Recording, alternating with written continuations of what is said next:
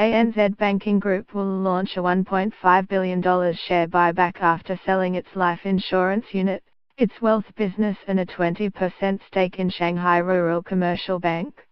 The sale of the bank stake, first announced in January, was completed on Monday.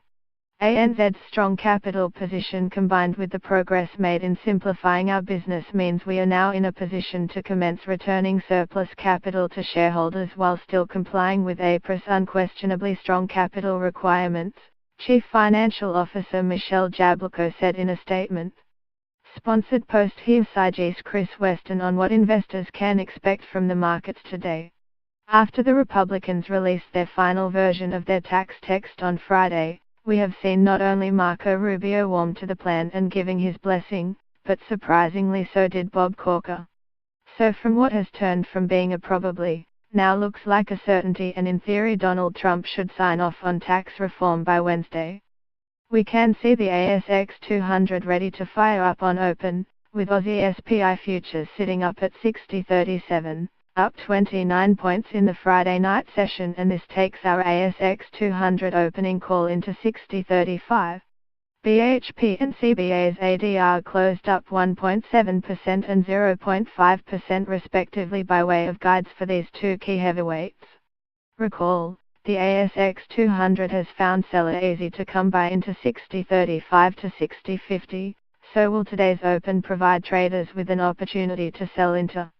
We shall see, but seasonally this week is one where the bulls usually have an upper hand, and we can look back at the week before Christmas in 2016 and see the ASX 200 closing up 1.7%.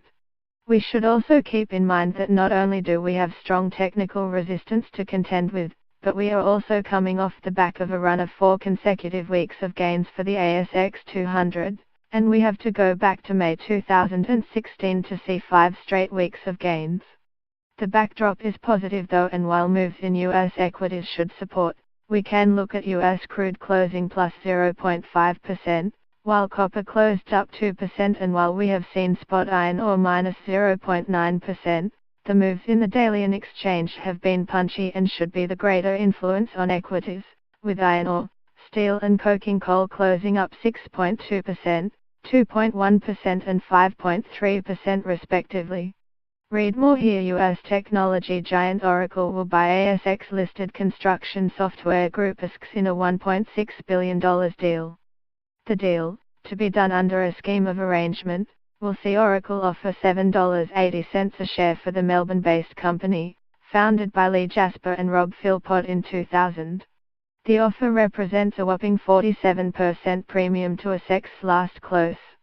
Mr. Jasper, who is also the chief executive of the company, will remain with the business under Oracle's ownership. The ASX and Oracle businesses are a great, natural fit and highly complementary in terms of vision, product, people and geography, he said. As co-founders of ASX, both Rob Philpott and I remain committed to the business and are excited about the opportunity to advance our collective vision on a larger scale, and the benefits this combination will deliver to our customers. It has been a dramatic year for the pair, who watched ASX shares plunge a staggering 45% in January after the company shocked the market with a profit warning.